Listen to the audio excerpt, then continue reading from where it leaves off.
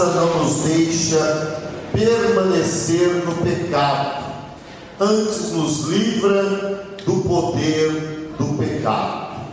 Paulo, meus amados, ele escreve aqui aos Romanos, no capítulo de número 6, e Paulo já inicia esse capítulo 6, fazendo aqui uma pergunta: que diremos, pois? Permaneceremos no pecado para que a graça seja mais abundante? É uma pergunta que faz o apóstolo Paulo, e o doutor Caramuru vai responder para nós, Louvado o nome do Senhor Jesus Cristo, Que diremos, pois? Permaneceremos no pecado para que a graça seja mais abundante? Louvado o nome do Senhor. Nós louvamos a Deus, pela vinda, pela chegada do pastor Caramuru, bem como os amados irmãos que assim o estão acompanhando, pastor José Bispo, irmão Nenê. Glória a Deus, Eu louvo a Deus pela vossa vida, por todos que estão já se achegando, e nós vamos, meus amados, desde já passarmos a continuidade do trabalho ao pastor Caramuru, para que nós juntos possamos aqui estar desfrutando desse glorioso ensinamento da palavra de Deus, temas teológicos, aonde nessa noite o pastor Caramuru estará assim dando início, em mais um tema, aonde estará sendo ministrado o ensino sobre escatologia, Os amados irmãos estão assim também já com as vossas apostilas, e nós passamos a continuidade do trabalho ao pastor Caramuru nessa noite.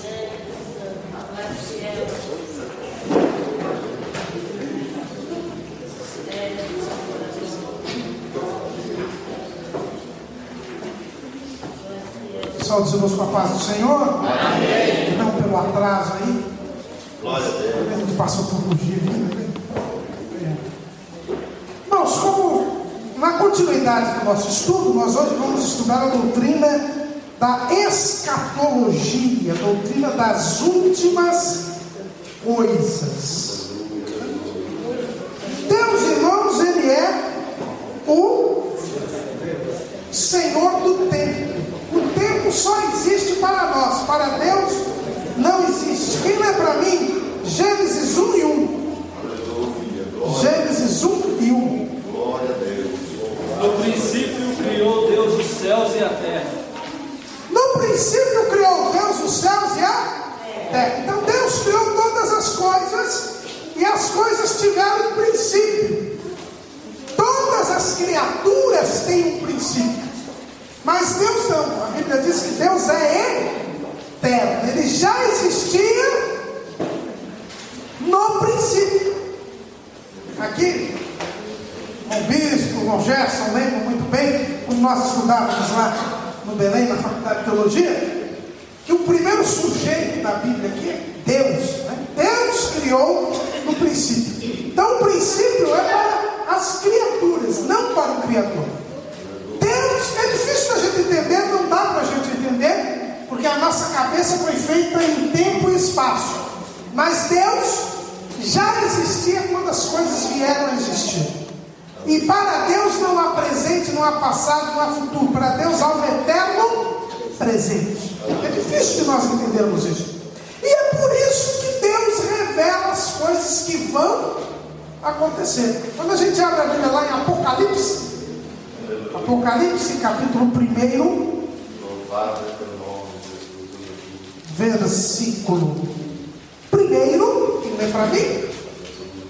Glória a Deus, louvado é o nome. Revelação de Jesus Cristo, a qual Deus lhe deu para mostrar aos seus servos as coisas que brevemente devem acontecer, e pelo seu anjo as enviou e as notificou a João, seu servo.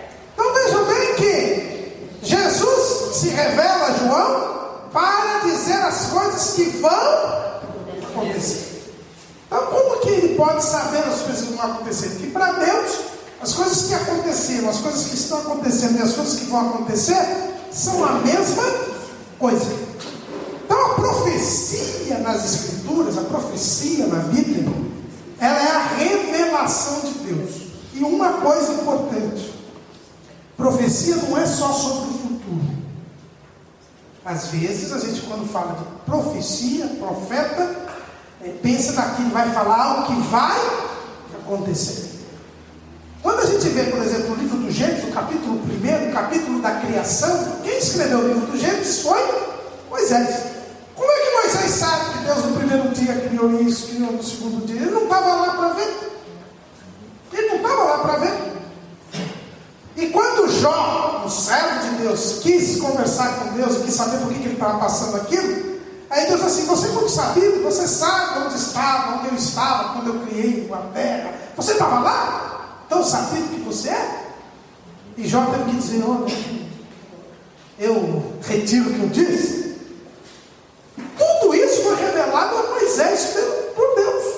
O Espírito Santo revelou. Quando Moisés escreveu como foi que o mundo foi criado, ele não estava lá, mas foi uma profecia, foi uma revelação. Uma profecia, ela tanto para o passado quanto para o futuro. Agora, quando Deus nos revela as coisas que vão acontecer, Ele nos revela para mostrar que Ele é o Senhor do tempo, que tudo está no controle dele. Esse é o objetivo. Então a doutrina das últimas coisas, ela não existe para satisfazer a nossa curiosidade. Se vocês abrirem a Bíblia lá no Evangelho segundo escreveu João, capítulo 21. João capítulo 21. Quando Jesus aparece aos discípulos, Ele diz para Pedro, depois que Pedro teve que confessar 3 vezes que amava Jesus, porque ele tinha negado 3 vezes, tinha que pagar a conta. Aí Jesus revela para Pedro assim: Pedro, olha, hoje você é jovem, você vai para onde você quer, mas vai chegar um dia em que você vai ficar velhinho, e vão levar você para onde você não quer ir. E aí Pedro, muito curioso, disse: já que o senhor falou o meu futuro, fala o futuro de João. Fala o futuro de João. E Jesus disse para Pedro: olha, cuide da sua vida, não é? Cuida da sua vida. Se eu quero que ele fique até que eu venha, você não tem nada a ver com isso. E aí então começou a fofoca dizendo que João não ia morrer, que João não ia morrer, porque Jesus voltaria antes que João morresse. E o próprio João diz aqui, os irmãos leem lá no capítulo 21, eu estou falando a partir do versículo 18.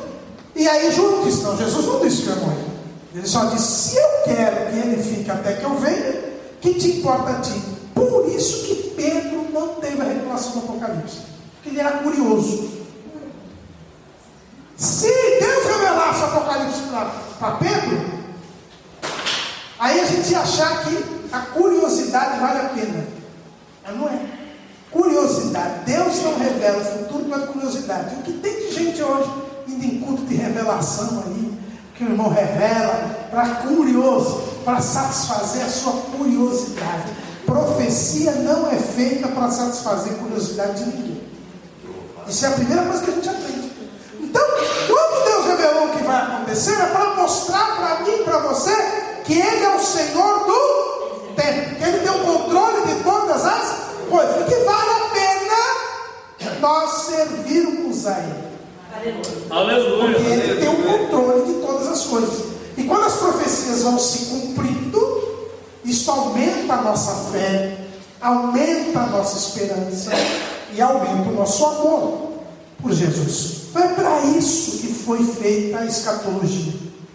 É um estudo importante.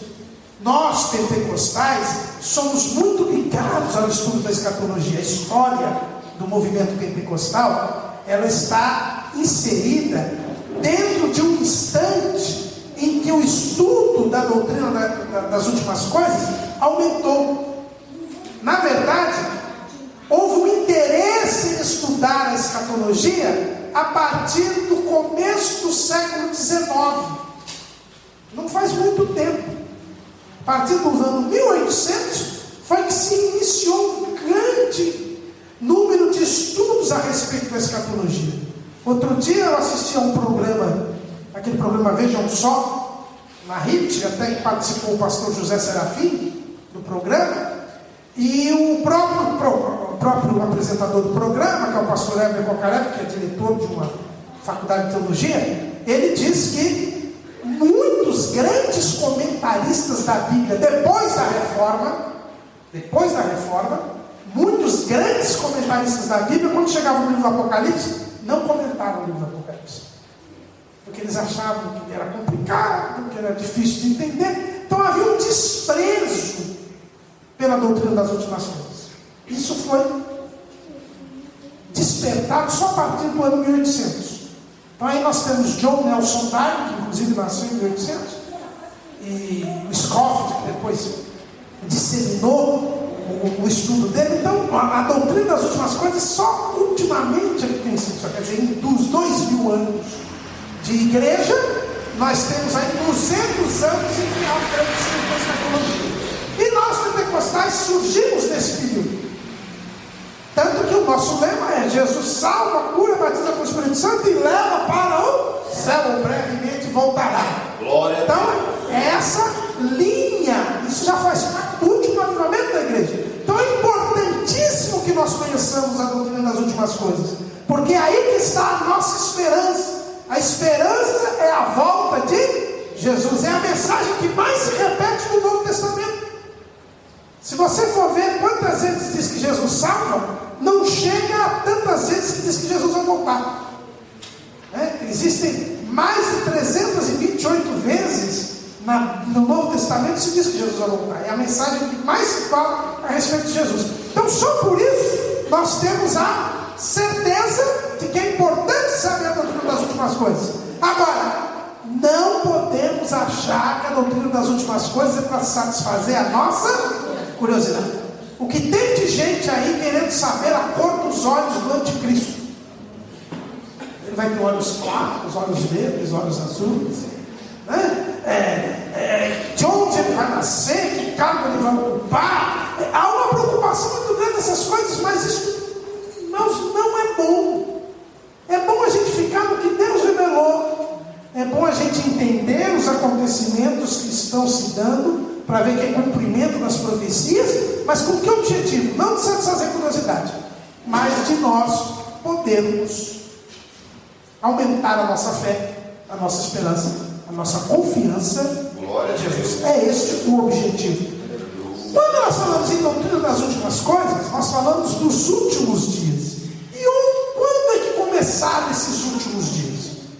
Eu li aqui que na criação são os primeiros dias. Quando começaram os últimos dias? Os últimos dias começaram com a igreja. Vamos abrir a Bíblia lá em Atos, capítulo 2, versículo 15 até 17. Esses homens não estão embriagados, como vós pensais, sendo esta a terceira hora do dia. Mas isto é o que foi dito pelo profeta Joel. E nos últimos dias acontecerá, diz Deus, que do meu Espírito derramarei sobre toda a carne, e os vossos filhos e as vossas filhas profetizarão, e os vossos jovens terão visões, e os vossos velhos sonharão sonhos. Então, Pedro, no dia de Pentecostes, ele diz: está começando a se cumprir uma profecia dos tempos de Joel. Joel, um dos primeiros profetas que escreveram livros na Bíblia. A Bíblia diz assim: o próprio Pedro, usado pelo Espírito Santo, ele disse: nós somos batizados do Espírito Santo, isso é o começo do cumprimento da profecia de Joel. E Joel disse que ia ser nos últimos. Então os últimos dias já começaram há 2000 anos atrás. É o tempo da igreja. A partir do tempo da igreja, ou seja, a partir da obra de Jesus, quando ele cumpre aquilo que estava determinado por Deus e morre por nós, vence a morte, vence o pecado, aí começam os últimos dias. Então, quando a gente fala em últimos dias, já estamos neles, porque eles começam lá no dia de Pentecostes. Isso tudo já envolve os últimos dias. Agora, existe uma profecia na Bíblia que nos indica estes últimos dias, não é? Que é a profecia-chave. Para a gente entender a escatologia, nós precisamos entender essa profecia, que é a profecia das 70 semanas de Daniel. Vamos abrir lá então em Daniel, capítulo 9. É outro livro que inclusive os judeus, existe uma corrente judaica que diz que não pode, que não gosta de estudar também o livro de Daniel. Diz que tem muita especulação e tal. Eles também não gostam de estudar muito o livro de Daniel. Mas é aí que nós temos a chave para entender a escatologia. Vamos ler lá, Daniel capítulo 9, versículos 24 a 27. 70 semanas estão determinadas sobre o teu povo e sobre a tua santa cidade, para extinguir a transgressão e dar fim aos pecados, e expiar a iniquidade, e trazer a justiça eterna, e selar a visão e a profecia, e surgir o santo dos santos. Para ungir, né? Para ungir. Para ungir o santo dos santos. Continua. Até o 25.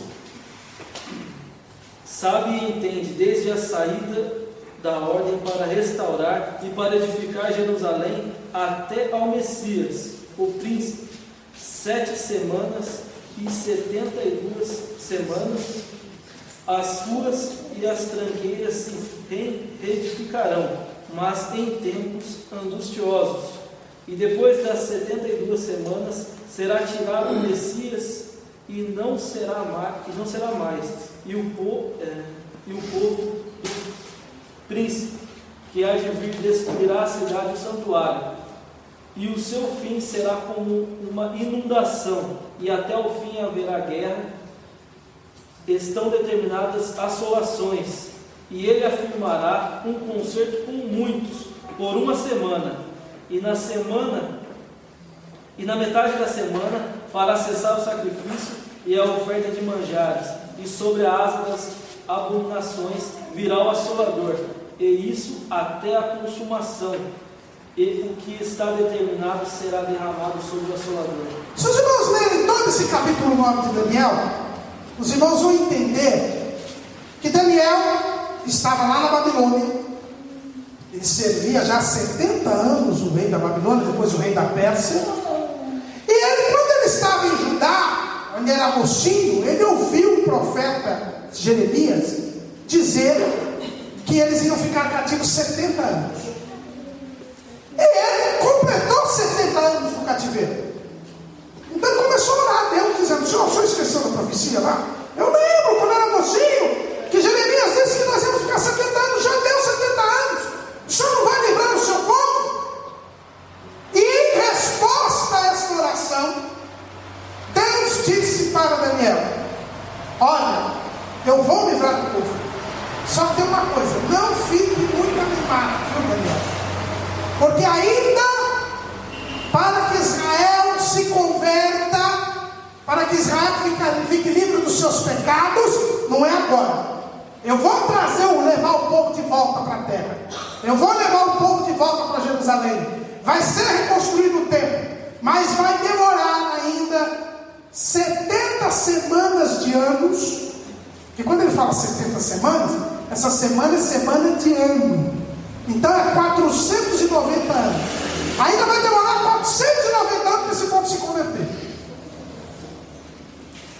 E aí então ele começa a dizer: desde a ordem que vai mandar reconstruir o novo templo até a conversão vai demorar 490 anos.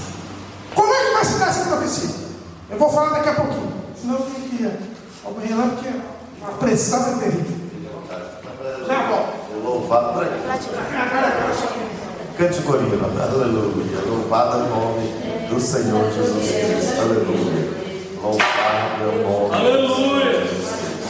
Ao único que é digno de receber a honra e a glória, a força e o poder. Ao Rei eterno, imortal, invisível, o mais real, a Ele ministramos o louvor, exaltamos a Ti, ó Rei Jesus, exaltamos a Ti, ó Rei Jesus, adoramos o Teu nome, nos rendemos aos Teus pés, consagramos todo o nosso ser a Ti, consagramos todo o nosso ser a Ti. Exaltamos a Ti, ó Rei Jesus, exaltamos a Ti, ó Rei Jesus, adoramos o Teu nome, nos rendemos aos Teus pés, consagramos todo o nosso ser a Ti, consagramos todo o nosso ser a Ti.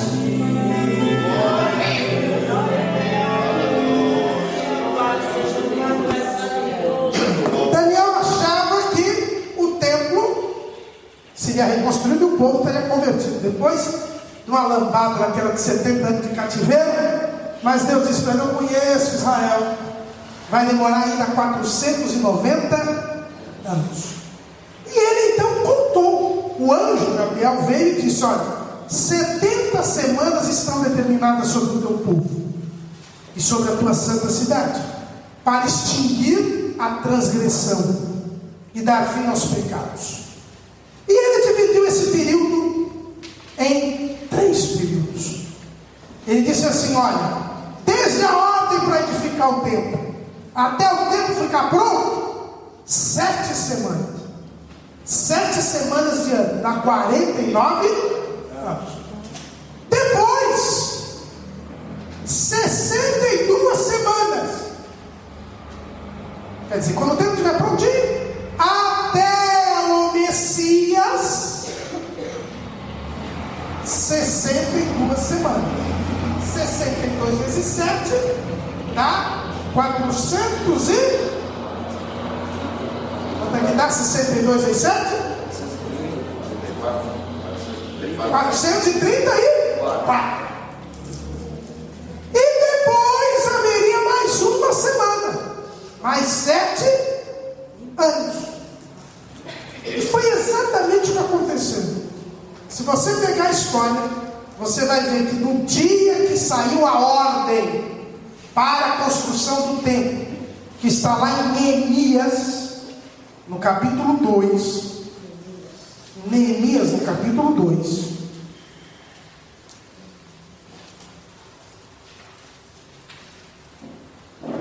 diz assim: sucedeu, pois, no mês de Nisan, no ano 20º do rei Artaxerxes, que estava posto vinho diante dele, eu tomei o vinho e eu dei ao rei, porém nunca antes estivera triste diante dele. Aí versículo 4, e o rei me disse: que me pedes agora? Então orei a Deus dos céus, e disse ao rei: se é do agrado do rei, e se o teu servo é aceito em tua presença, peço-te que me envies a ajudar a idade dos sepulcros de meus pais, para que eu a edifique. Então o rei me disse, estando a rainha sentada junto a ele: quanto durará a tua viagem, quando voltarás?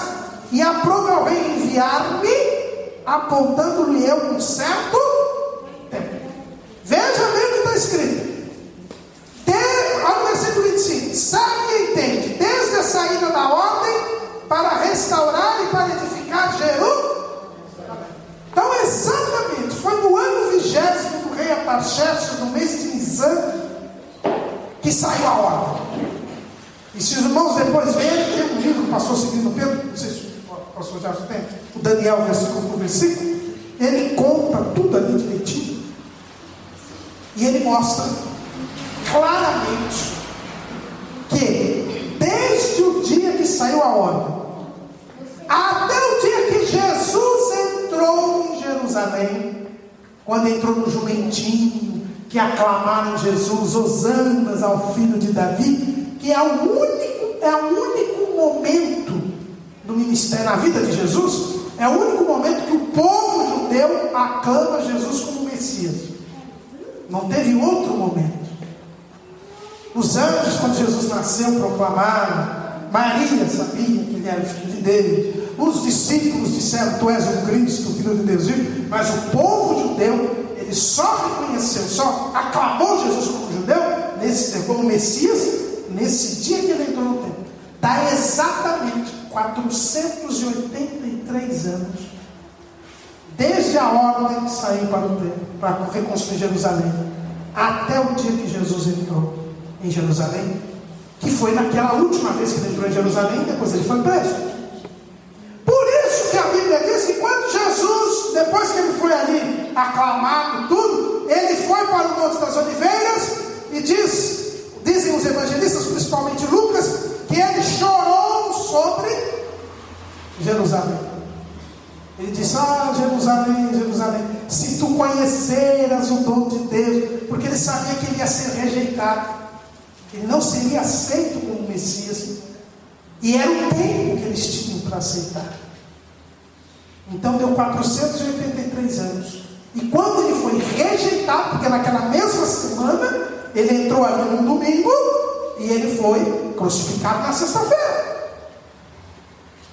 Aí parou a contagem desses 483 anos. Olha o que diz aqui: e depois das 62 semanas será tirado o Messias, e não será mais.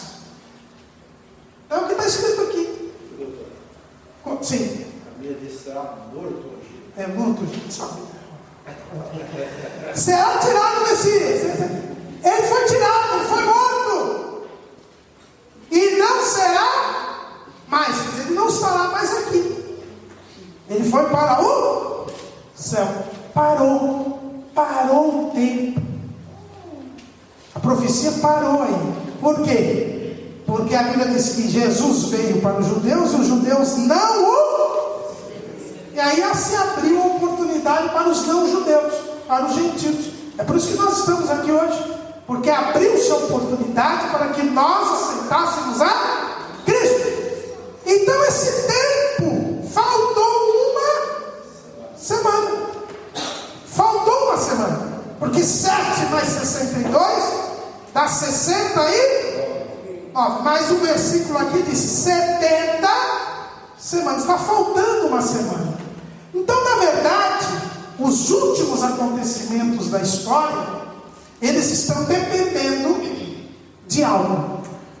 Do que está dependendo? Está dependendo do fim do tempo da igreja. Porque parou o tempo para os judeus, abriu-se a oportunidade para os gentios. Agora, quem aceita Jesus entra para a igreja. A igreja não é nem judeu nem gentil. Judeu é quem nasce em Israel, quem é descendente do que judeu em todo lugar do mundo, ele é judeu. Gentil é quem não é judeu. Agora, quem aceita Jesus vira igreja. Não é nem judeu nem gentil mais. Agora é a igreja. Enquanto a igreja estiver aqui, não começa a correr um tempo para Israel. É o tempo da graça de Deus. É o tempo da oportunidade para a salvação de toda aquele que crê. Mas Jesus disse: mas se eu for, eu voltarei e vos levarei para mim mesmo, para que onde eu estiver, estejais vós. Então o que está faltando para começar todos os últimos acontecimentos? Está faltando Jesus vir buscar a igreja. Jesus disse: eu vos levarei para mim mesmo. para que onde eu estiver, estejais vós também. Então, o primeiro acontecimento que estamos aguardando para iniciar os últimos acontecimentos da história da humanidade, porque nós já estamos nos últimos dias, mas os últimos acontecimentos dependem ao arrebatamento da igreja. Jesus, a gente diz, virá nos buscar. Ele vai voltar aqui a esta terra, mas ainda a primeira coisa que ele vai fazer não é voltar à terra. A primeira coisa que ele vai fazer é levar a igreja para o encontro dele. É isto que Paulo diz lá em 1 Coríntios capítulo 15. 1 Coríntios capítulo 15, versículo 51, diz assim: eis aqui vos digo mistério, na verdade nem todos dormiremos, mas todos seremos transformados, num momento, num abrir e fechar de olhos, ante a última trombeta, porque a trombeta soará, e os mortos ressuscitarão incorruptíveis, e nós seremos transformados. Esse é o arrebatamento da igreja, que Paulo também fala em 1 Tessalonicenses 4, versículo 15. 1 Tessalonicenses 4 e 15. Dizemos-vos, pois, isto pela palavra do Senhor, que nós, os que ficarmos vivos, para a vinda do Senhor, não precederemos os que dormem, porque o mesmo Senhor descerá do céu com alarido e com voz de arcanjo e com a trombeta de Deus, e os que morreram em Cristo ressuscitarão primeiro. Depois nós, os que ficarmos vivos, seremos arrebatados juntamente com eles nas nuvens, a encontrar com o Senhor nos ares, e assim estaremos sempre com o Senhor. Esse é o arrebatamento da igreja. É o que eu e você estamos esperando. Nós estamos esperando Jesus a qualquer momento. Ao contrário do que aconteceu lá com Daniel, quando Deus disse qual era o fato que ia começar a contagem das 70 semanas, a Bíblia não diz que dia Jesus vem. Ele não diz. Lá quando ele fala da sua volta, ele fala isso, Mateus capítulo 24,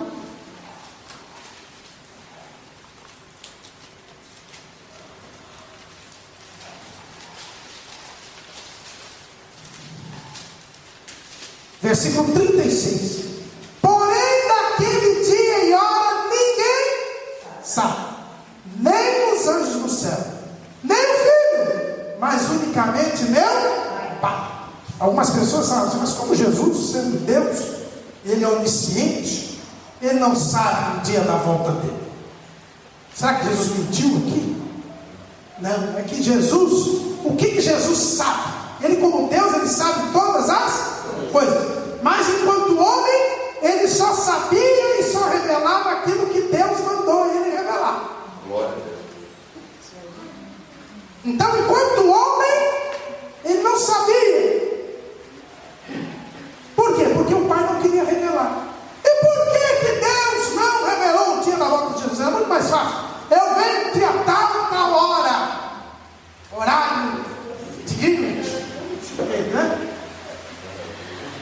Por que Ele não fez isso? Por um motivo muito simples, porque Deus ele não é contraditório. Ele nos manda viver em santidade.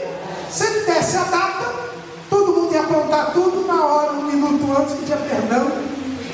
Como é que Deus ia mandar que nós fôssemos santos, dizendo o dia da data? Ele seria contraditório. Então, para nós vivermos santos, Ele não disse qual é a data.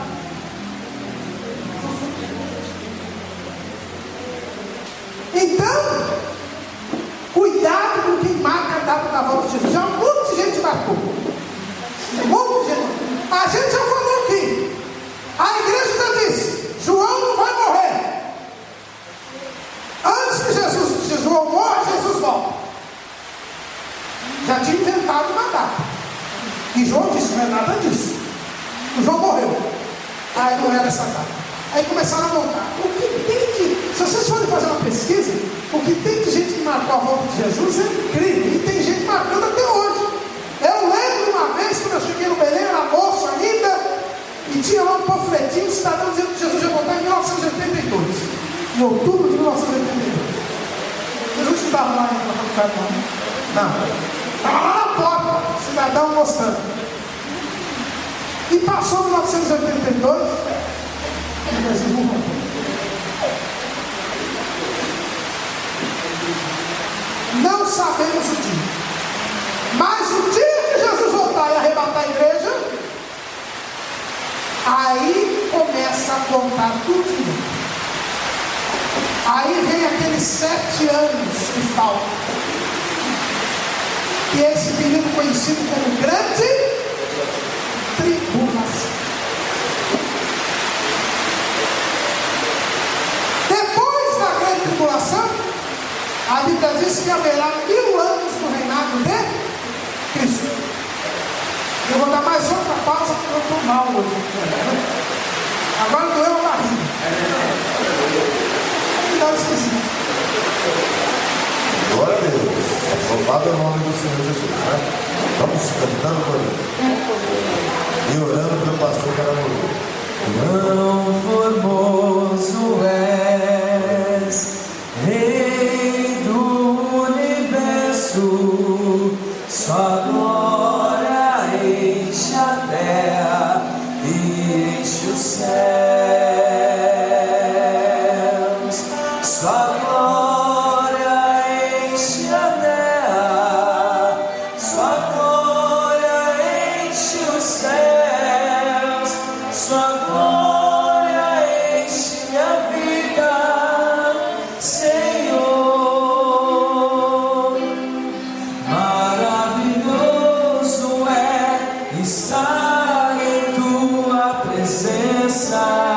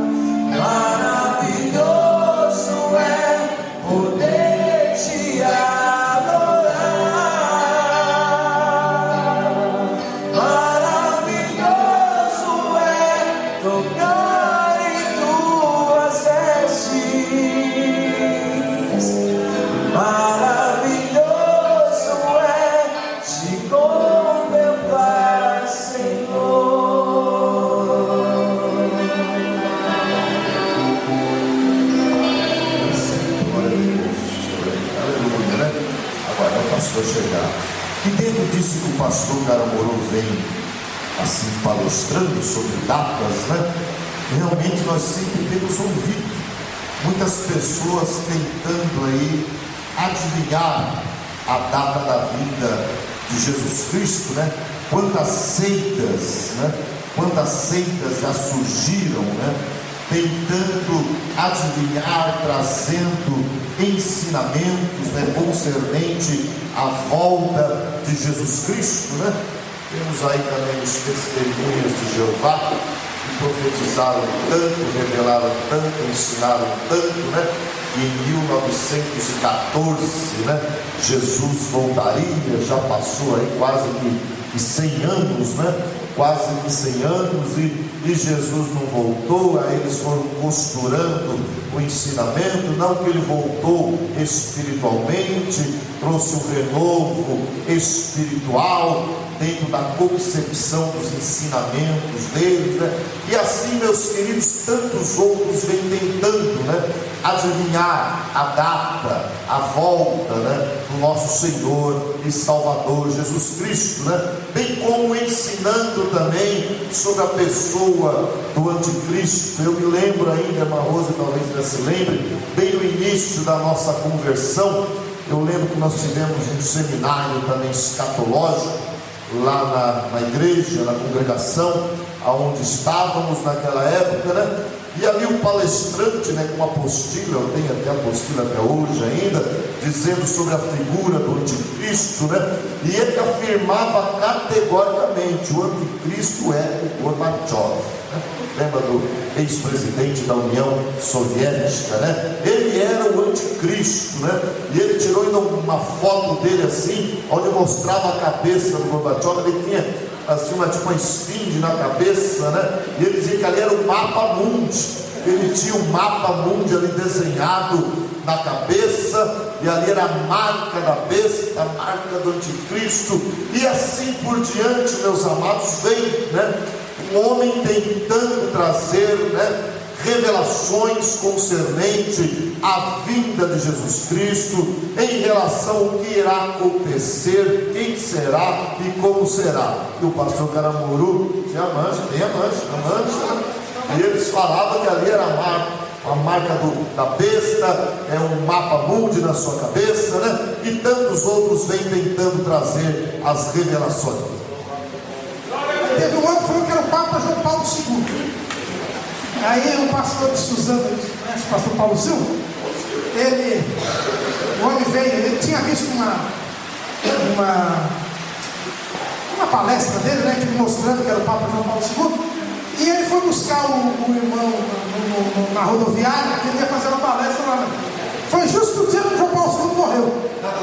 Aí ele colocou o irmão no carro assim, ele falou: não estou acompanhando o noticiário e tal. Ele falou: não estou acompanhando, não.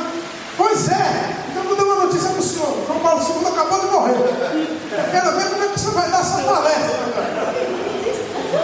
Mas por isso não. Agora na internet, outro dia eu vi um cidadão dizendo que o João Paulo II é o anticristo, que ele vai ressuscitar. Ele garante, você pode pôr lá no YouTube, você não vê, garante que ele vai ressuscitar.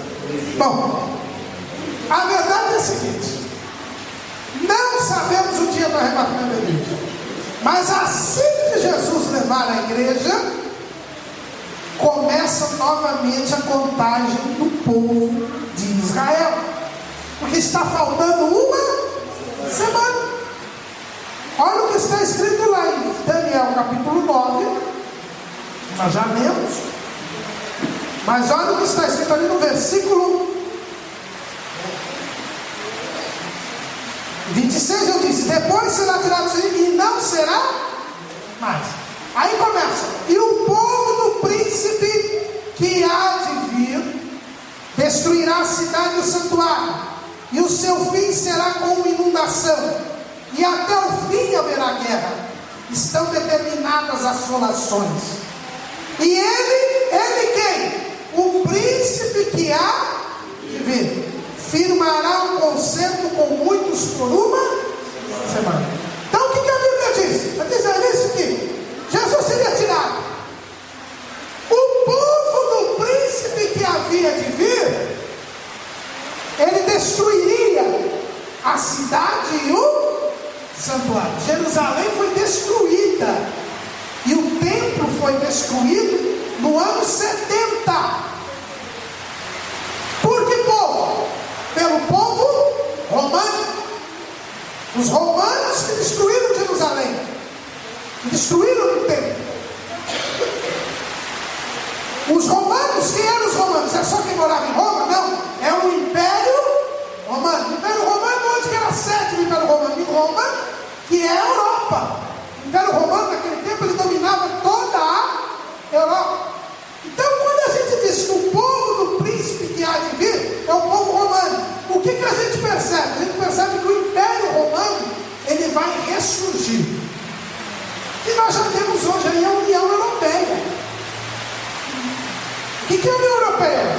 É o mesmo, praticamente as mesmas dimensões do Império Romano.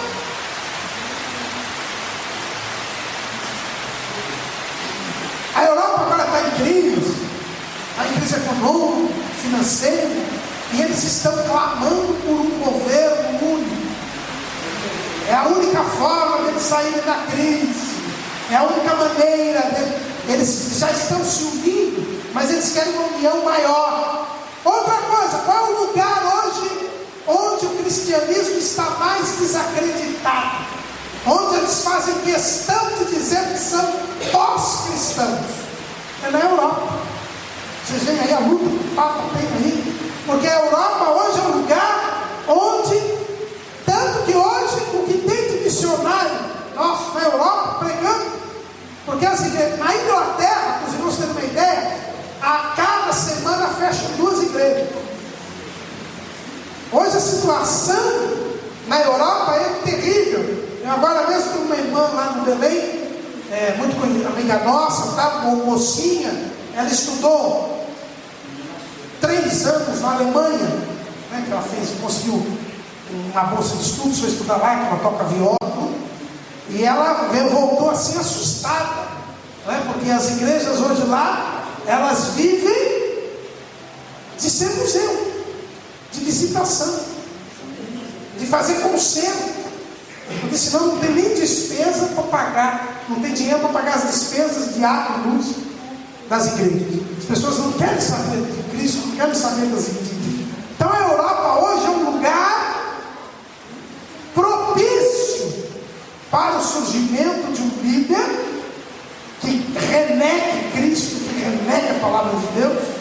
E esse líder, a Bíblia diz que é o anticristo. Esse príncipe que há de vir é o anticristo. É o anticristo.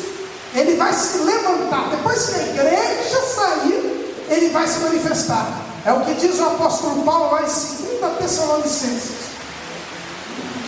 2 Tessalonicenses, capítulo 2, versículos 7 e 8. Eu mesmo vou ler. Porque já o mistério da injustiça opera. Somente há um que agora resiste, até que do meio seja tirado. E então será revelado o iníquo, a quem o Senhor desfará pelo assopro da sua boca, e aniquilará pelo esplendor da sua vinda.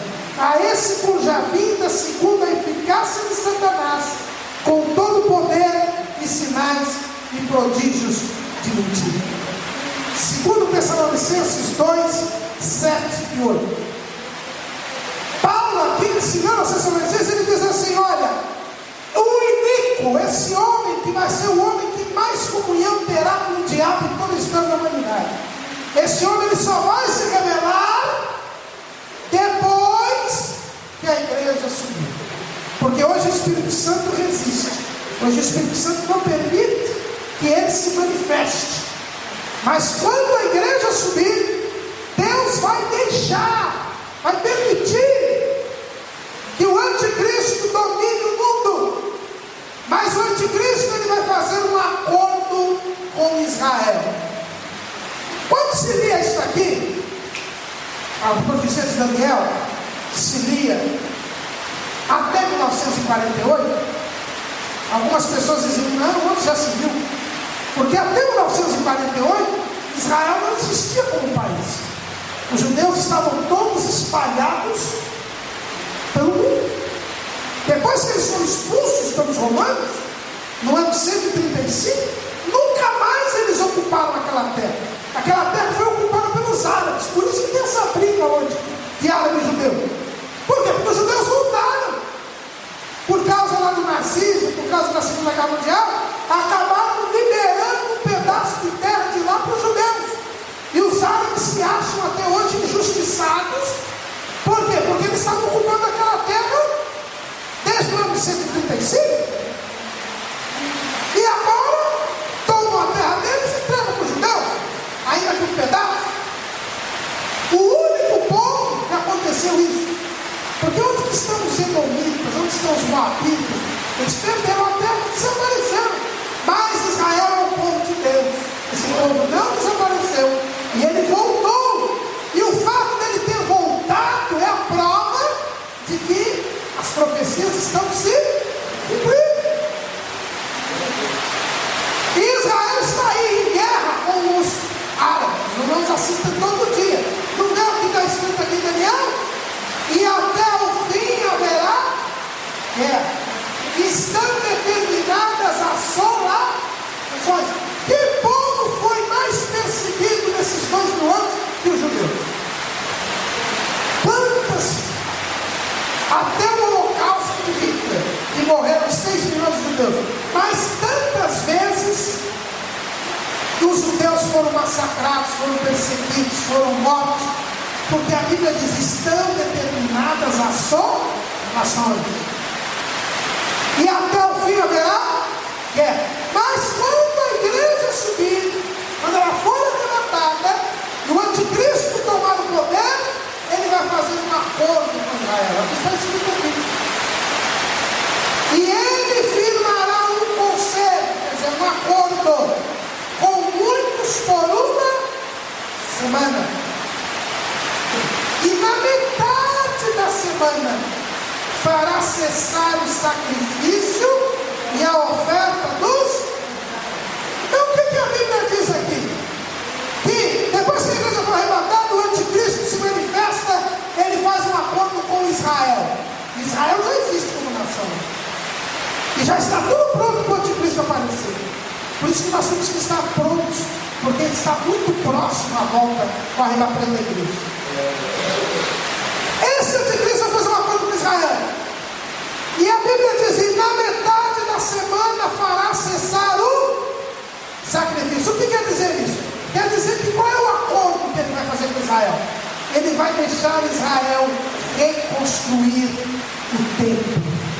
Se você perguntar para qualquer judeu hoje se a religião judaica está completa, qualquer judeu vai dizer para você: não, porque nós ainda não temos o templo. O sonho de Israel é reconstruir o templo, porque onde Israel, onde foi construído o templo, hoje existem 2 mesquitas. Os muçulmanos, os árabes, construíram 2 mesquitas ali, e eles não podem construir o templo porque estão as mesquitas ali. Israel invadiu Jerusalém em 1967, controla a região, mas as mesquitas elas são administradas pelos árabes. Os judeus eles não podem entrar lá. É proibido que o judeu entre. Não sei se vocês conhecem o primeiro-ministro de Israel chamado Ariel Sharon, que está em coma não sei quantos anos. Ele entrou em coma logo depois que ele quis entrar na área do templo. Ele chamou, ele disse que ele, como primeiro-ministro de Israel, ele ia entrar no templo. Ele não conseguiu entrar, e ficou nervoso lá, e deu um problema, os árabes não deixaram de entrar, ele acabou não conseguindo entrar, porque houve um tumulto muito grande, e alguns dias depois ele teve esse derrame que ficou. Então os judeus eles não podem entrar nessa área. Embora eles tenham conquistado, eles não conseguem entrar nessa área. E o grande sonho deles é construir o templo. E já está tudo pronto para construir o templo. Existe um site na internet que eles mostram, eles já fizeram a roupa do sumo sacerdote, eles já fizeram o candelabro, eles já fizeram a mesa da proposição, eles já fizeram os altares, até a vaca vermelha. Você sabe, se vocês verem na lei de Moisés, tinha lá uma água que era chamada água da maldição, água da separação. Se alguém desconfiasse que alguma mulher tinha traído o marido, levava diante do sacerdote, o sacerdote mandava ela tomar essa água. Só que essa água, ela feita, os produtos que fazem essa água, exige uma novilha vermelha, uma vaca vermelha. E já tem essa vaca vermelha, já nasceu, e eles quando descobriram uma vaca vermelha lá no rebanho, já separaram. Então até isso já tem. Só que o anticristo vai fazer? Ele vai conseguir a paz no Oriente Médio, porque ele vai permitir que Israel reconstrua o templo. Só que 3 anos e meio, quer dizer, na metade da semana, metade de 7 é 3 e meio. 3 anos e meio, o anticristo ele vai se revelar. Israel vai achar que ele é o Messias. Esse homem realmente é o Messias, porque ele permitiu que a gente reconstruísse o templo, que nós cultuássemos a Deus. Mas 3 anos e meio depois, ele vai se fazer adorar como Deus no templo. Por isso que diz que ele vai fazer cessar o sacrifício, a oferta de... E isso o judeu não vai admitir. Porque o judeu entende que o Messias é um homem. O Messias não é Deus. É por isso que eles não aceitam Jesus. Eles dizem que Jesus é um embusteiro, um impostor, porque ele disse que ele era Deus. E se vocês lerem o Evangelho, vocês vão ver que o motivo que Jesus foi condenado foi porque ele se disse Deus.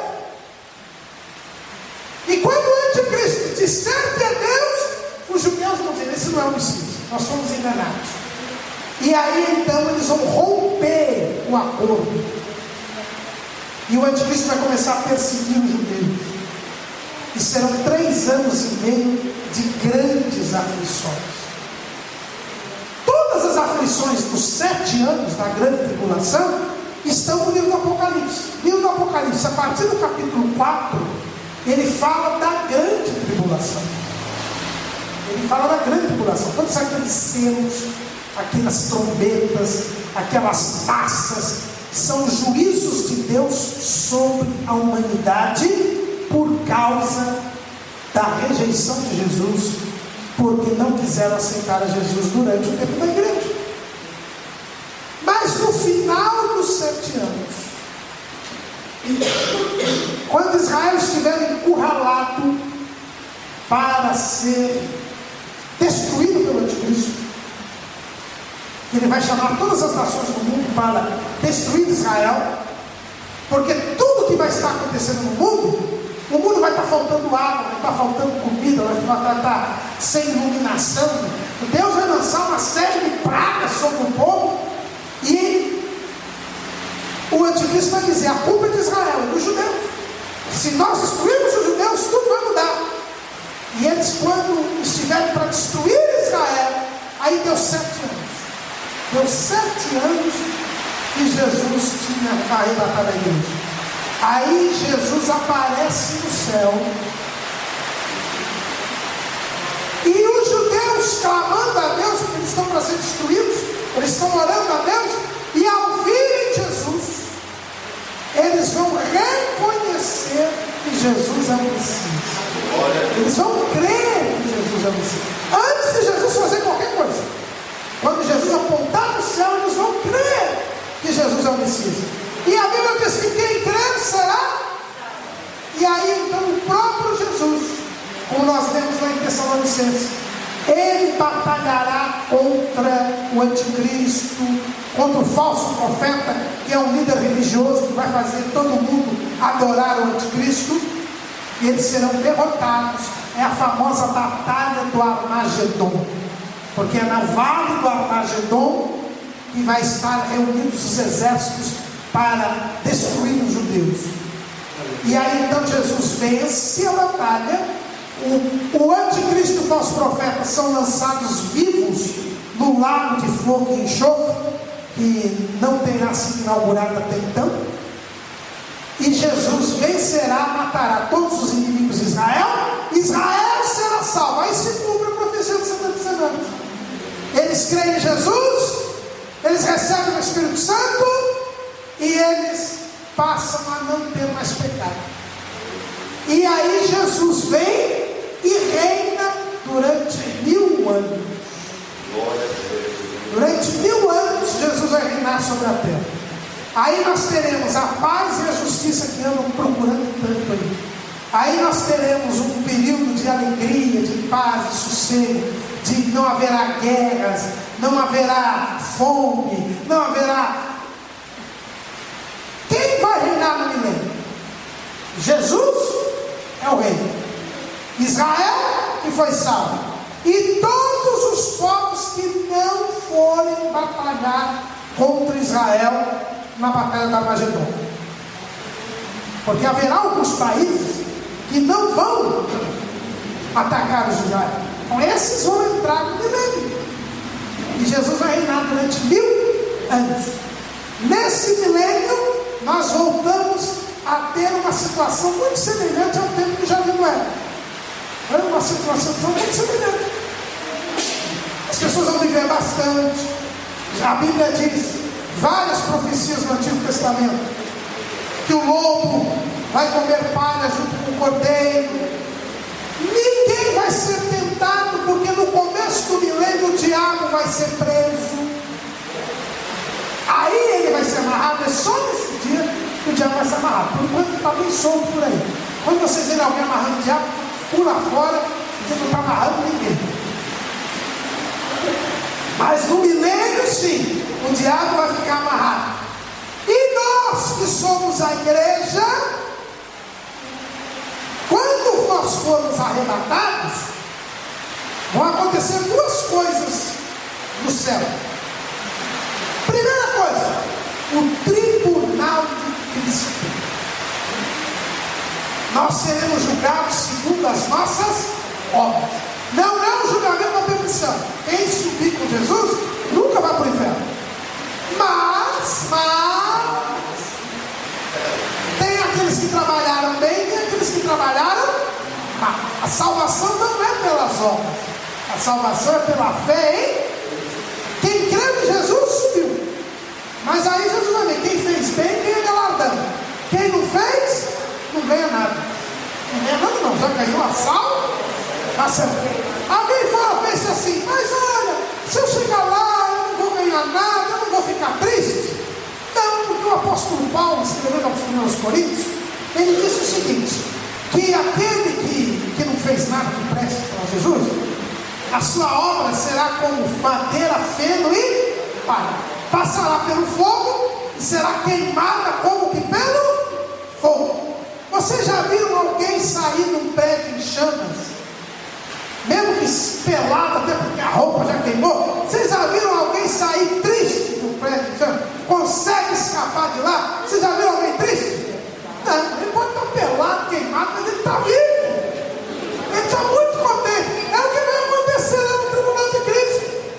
Eu não ganhei galardão nenhum, mas eu estou aqui.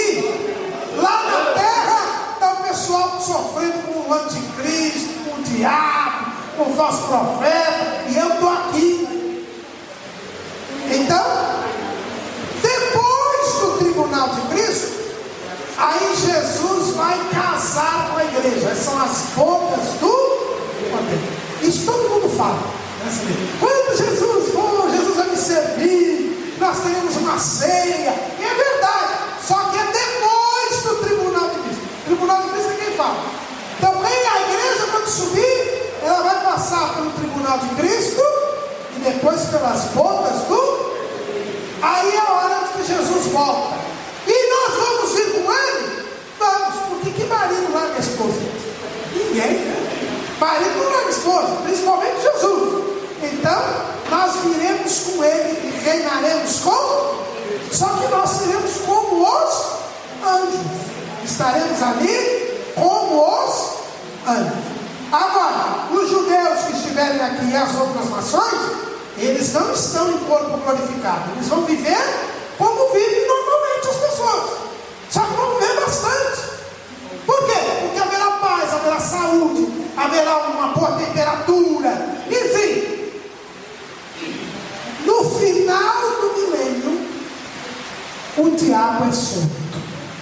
Mas por que não vou soltar esse camarada? Porque Deus é justo.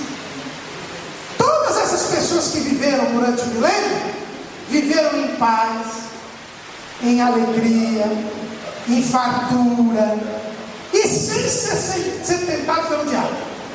Se o diabo não fosse solto, eu não sei vocês, mas eu sou meio poucudo. Eu ia chegar para Jesus e ia chegar para ele: Senhor, isso aqui não está justo. Eu estou aqui em corpo glorificado, mas enquanto eu estive no corpo de carne e osso, o diabo vivia. E esse povo aí vai entrar no céu assim, de graça, alegre, assim. Como Deus é justo, ele solta o diabo.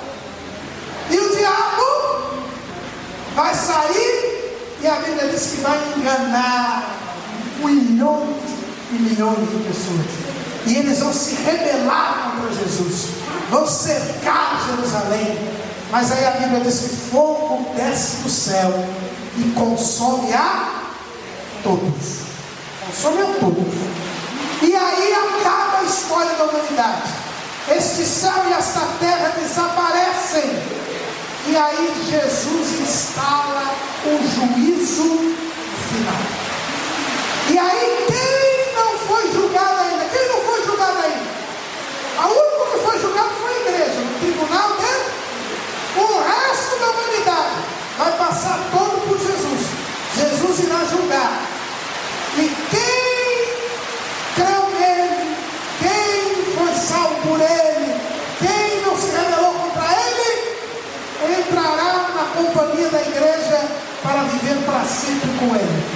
E quem não for achado no livro da vida, vai fazer companhia para o falso profeta, para o anticristo, para o diabo, porque até quando for todo mundo consumido, na rebelião, aí o diabo é jogado também no lago de fogo e chama.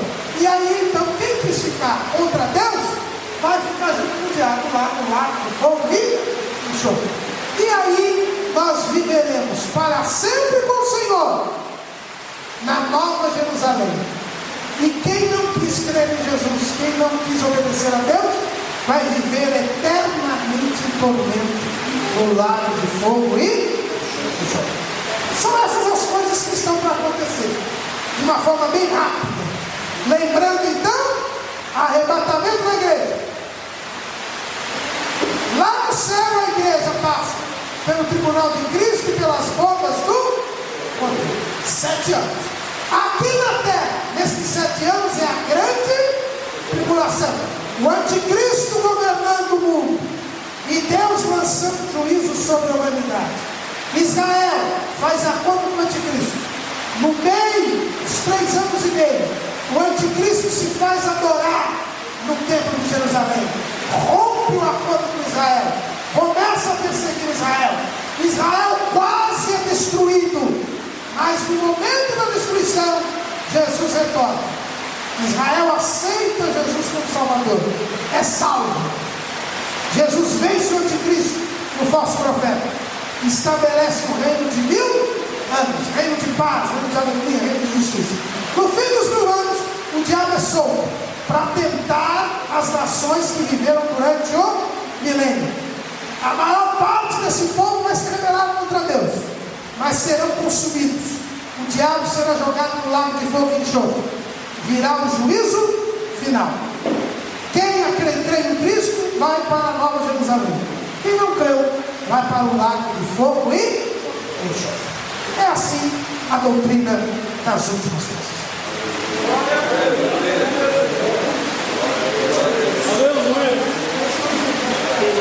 Pode fazer a pergunta.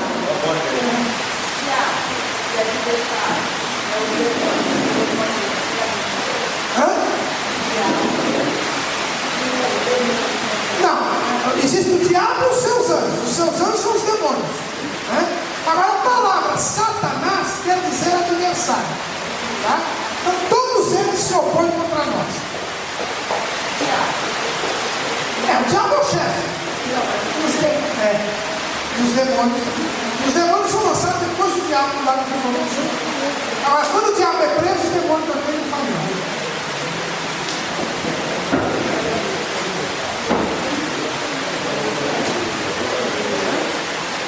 Hino 300. Jesus sim vem, glória ele vem. Vamos lá, ajuda aí. Ecoa nova pelo mundo além, ó esperança que a sua igreja tem, dai glória a Deus. Jesus em breve vem, nossa esperança é sua vida.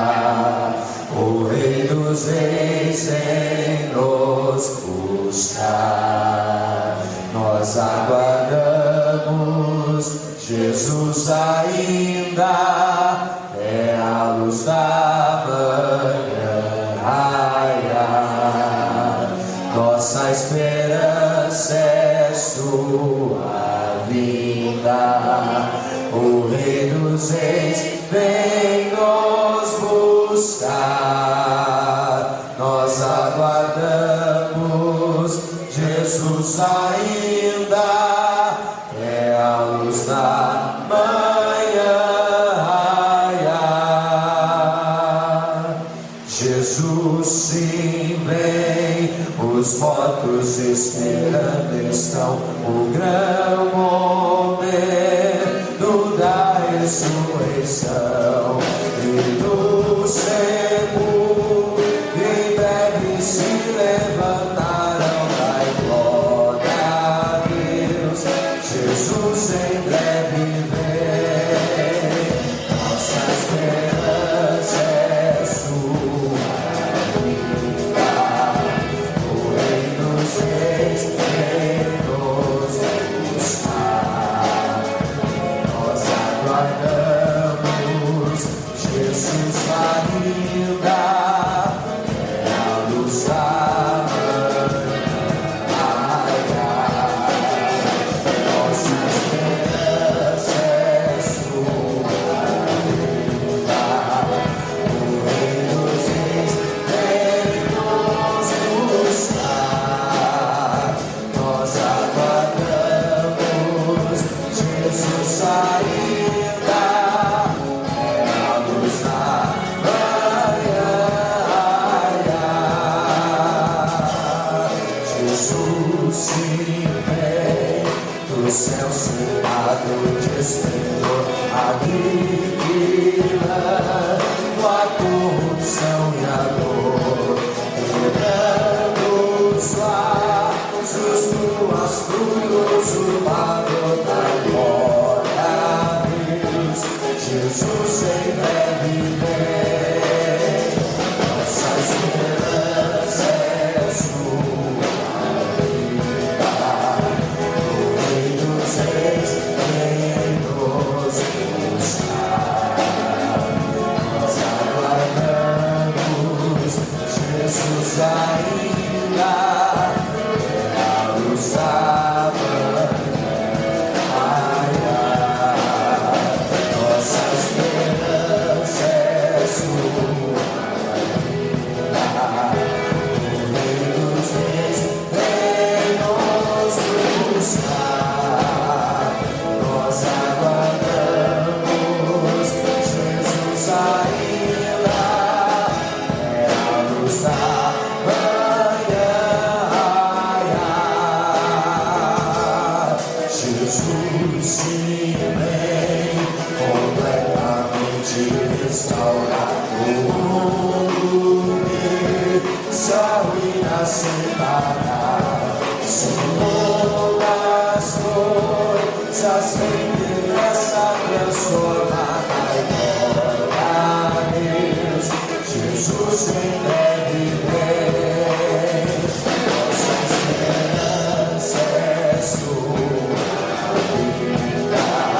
O Rei dos Reis vem nos buscar. Nós aguardamos. Jesus ainda é a luz da